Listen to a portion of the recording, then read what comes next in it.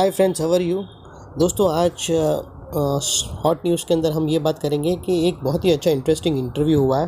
Tata Motors के एक arms है जिसका नाम है टाटा मोटर पैसेंजर व्हीकल्स, जिसके एमडी है मिस्टर शैलेश चंद्रा। उनका एक इंटरव्यू हुआ था CNBC आवाज़ में। उसमें एक की हाईलाइटेड पॉइंट है जो बहुत ही अच्छी है, और ये न्यूज़ बनाने का सिर्फ एक ही मकसद है कि कुछ लोग हैं जो सारी चीज़ सब कुछ देख नहीं सकते। तो जो भी चीज़ मेन चीज़ की हाईलाइटेड पॉइंट है वो मैं आप लोगों को शेयर कर देता हूँ। और ये इंटरव्यू टाटा मोटर्स के शेयर होल्डर्स जो लॉन्ग टर्म के लिए है उन लोग के लिए काफ़ी अच्छा हो सकता है।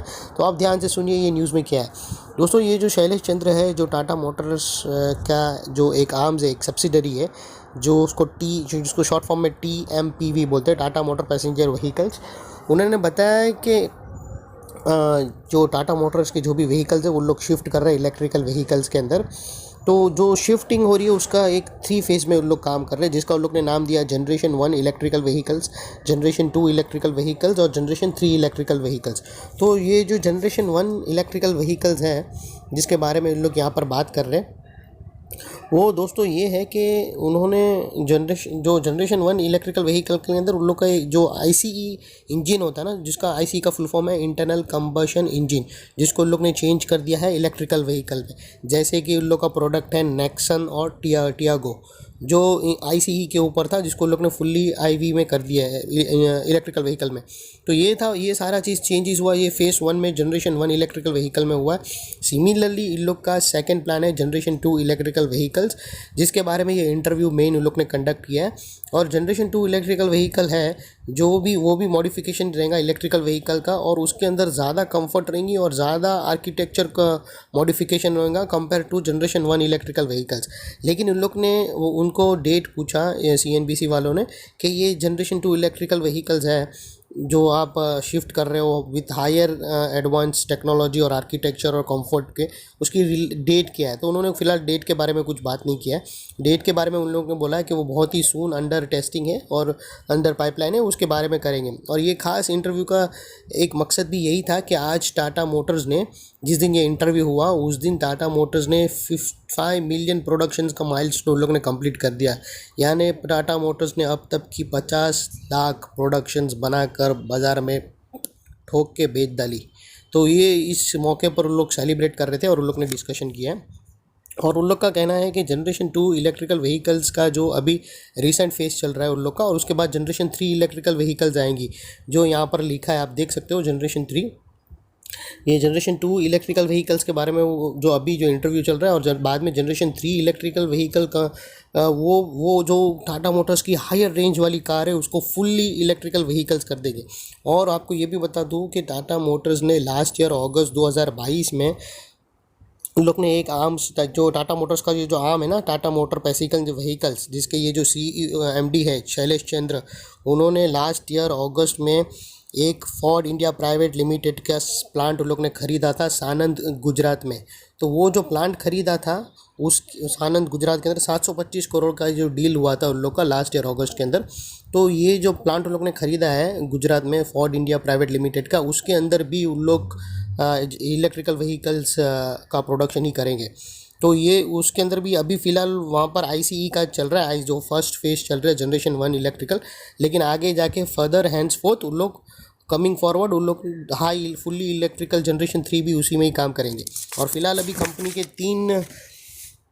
के तीन फिलहाल प्रोडक्शन है। एक पुणे के अंदर है, एक सानंद में जो रिसेंट उन लोग ने एक्वायर किया था फोर्ड इंडिया प्राइवेट लिमिटेड का, और उसके बाद एक रंजन गाउन करके है, वहाँ पर भी उन लोग का 3 प्रोडक्शन है। तो ये फिलहाल इंटरेस्टिंग न्यूज़ है कि उन लोग का सेकेंड जनरेशन इलेक्ट्रिकल व्हीकल्स की कुछ मतलब लेटेस्ट अपडेट आर्किटेक्चर वो सब आ रही है, और मार्केट बहुत ही एक्साइटेड है उनके प्रोडक्शन के जानने के लिए।